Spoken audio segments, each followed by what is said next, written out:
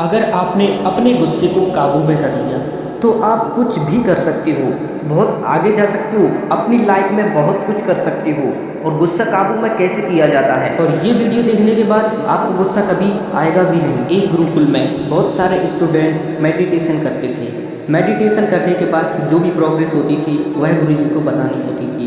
एक नए लड़के को मेडिटेशन करने में बहुत परेशानी हो रही थी, वो फोकस ही नहीं कर पा रहा था, जिसकी वजह से वह बहुत गुस्से में था। उसके गुरुजी ने कहा, एग्जैक्टली तुम्हें किस चीज़ पर गुस्सा आ रहा है? उस लड़के ने कहा, जब भी मैं मेडिटेशन करने बैठता हूँ तो यहाँ पर आसपास के लोग बातें करने आ जाती हैं, या फिर कोई बिल्ली की आवाज़ आती है, या फिर कोई अन्य जानवर। गुरुजी ने लड़के से कहा कि तुम्हें तुम्हारी आसपास की चीज़ों से गुस्सा आ रहा है, जबकि मेडिटेशन का मतलब होता है अपने गुस्से को अवॉइड करना। फिर भी गुरुजी ने कहा कि तुम्हें मेडिटेशन करने के लिए ऐसी जगह चुनो जहाँ पर तुम्हें कोई डिस्टर्ब ना कर सके।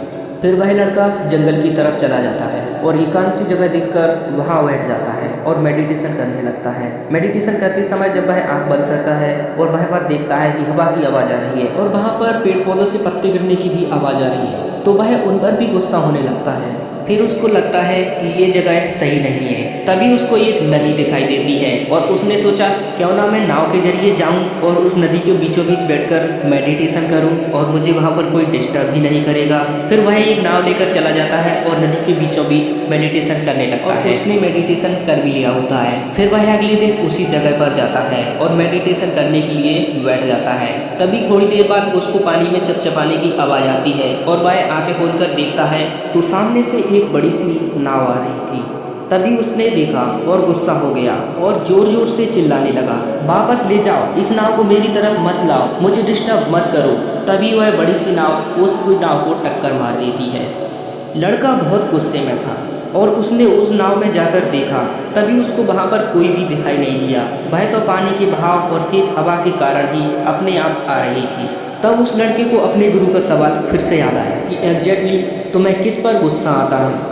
लड़का समझ गया कि उसको गुस्सा दूसरे की वजह से या सिचुएशन की वजह से नहीं आ रहा, बल्कि खुद के रिएक्शन की वजह से आ रहा था। उसने फिर से गुरुकुल में जाकर मेडिटेशन करना शुरू कर दिया, जहाँ पर पहले की तरह ही, पहले के जैसे ही शोर था। उसने उस शोर को खाली नाव की तरह समझना शुरू कर दिया। इस कहानी से आपको ये सीख मिलती है कि कोई भी आपकी मर्जी के बिना आपको गुस्सा नहीं दिला सकता। किसी भी चीज़ पर अगर आपको गुस्सा आता है तो आप उसको खाली नाव की तरह ही समझें, और आपने ये समझ लिया तो आपको गुस्सा कभी भी नहीं आएगा।